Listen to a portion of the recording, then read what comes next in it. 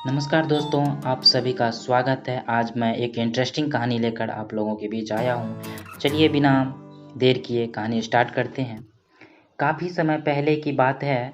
प्रतापगढ़ नाम का एक राज्य था।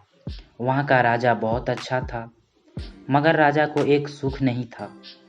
वह यह कि उसके कोई भी संतान नहीं थी और वह चाहता था कि वह राज्य के अंदर किसी योग्य बच्चे को गोद ले, ताकि वह उसका उत्तराधिकारी बन सके और आगे की बागडोर को सुचारू रूप से चला सके। और इसी को देखते हुए राजा ने राज्य में घोषणा करवा दी कि सभी बच्चे राजमहल में एकत्रित हो जाएं।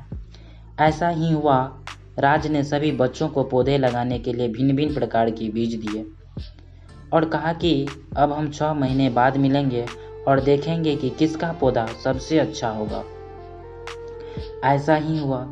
1 महीना बीत जाने के बाद भी एक बच्चा ऐसा था जिसके गमले में वह बीज अभी तक नहीं फूटा था, लेकिन वह रोज उसकी देखभाल करता था और रोज पौधे को पानी देता था।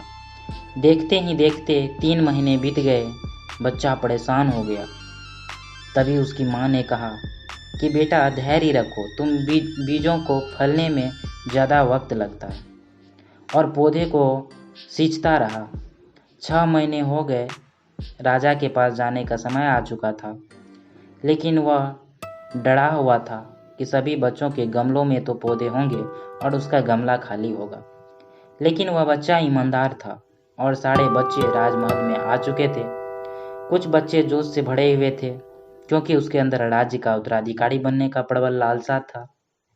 अब राजा ने आदेश दिया सभी बच्चों को कि अपने अपने गमले दिखाने लगे, मगर एक बच्चा सहमा हुआ था क्योंकि उसका गमला खाली था। तभी राजा की नज़र उस गमले पर गई। उसने पूछा, तुम्हारा गमला तो खाली है। तो उसने कहा, लेकिन मैंने इस गमले की 6 महीने तक देखभाल की है। राजा उसकी ईमानदारी से खुश था, क्योंकि उसका गमला खाली है, फिर भी वह हिम्मत करके यहाँ आ तो गया। सभी बच्चों के गमले देखने के बाद राजा ने उस बच्चे को सभी के सामने बुलाया।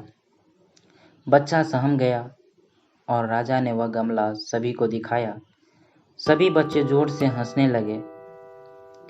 राजा ने कहा, शांत हो जाइए, इतने खुश मत होइए। आप सभी के पास जो पौधे हैं वो सब बंजर है। आप चाहे कितनी भी मेहनत कर लें, उनसे कुछ नहीं निकलेगा। लेकिन असली बीज यही था। राजा उसकी ईमानदारी से बेहद खुश हुआ और उस बच्चे को राज्य का उत्तराधिकारी बना दिया गया। लेकिन हमें इस कहानी से क्या सीखने को मिला?